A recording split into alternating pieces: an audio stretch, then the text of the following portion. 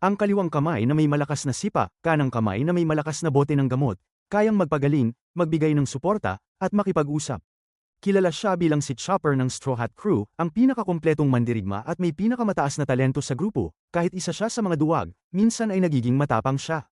Kahit na ang bounty niya ay 1,000 belly lang, palaging sinasabi na bilyon-bilyon ang halaga niya. Ang bilis ng pag-unlad at talento ni Chopper ay mas malupit pa kaysa sa kapitan nilang si Luffy. Si Luffy ay sinanay ni Garp mula pagkabata at may mga guro tulad ni Rayleigh at Kaido, at kumain ng mythical zone fruit. Samantalang si Chopper ay walang ganitong suporta at kumain lang ng mababang antas na zone fruit, pero sa sarili niyang pagsisikap, nagawa niyang mag-transform sa 9 na anyo. Kung bibilangin ang edad ng isang reindeer, 2 taon pa lang siya, bago sumama sa Straw Hat Crew, ang lakas niya ay pang-pet lang. Pero pagkatapos ng daan-daang laban, nagkaroon siya ng malaking pag-unlad. Ngayon, kaya na niyang makipaglaban sa mga malalakas na kalaban tulad ng mga Yonko. Kahit sa mga malalakas na kalaban, kaya niyang makipagsabayan ng sandali. Ngayon, medyo nag-aalala ako para sa kalaban niyang si Doc Q sa hinaharap. Kaya ba niyang tiisin ang 2 atake ni Chopper? Bukod sa pagtaas ng kanyang lakas, marami pang ibang papel si Chopper sa barko.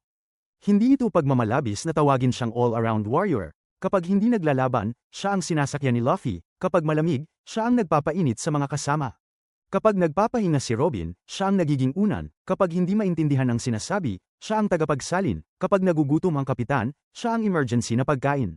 Kahit mataas ang halaga ni Chopper, 1,000 belly lang ang bounty niya, na ikinagugulat ng marami. Ang pangunahing dahilan ay may isang tao sa Navy na nagngangalang Furry na palaging nagmamanipula sa bounty ni Chopper. Kaya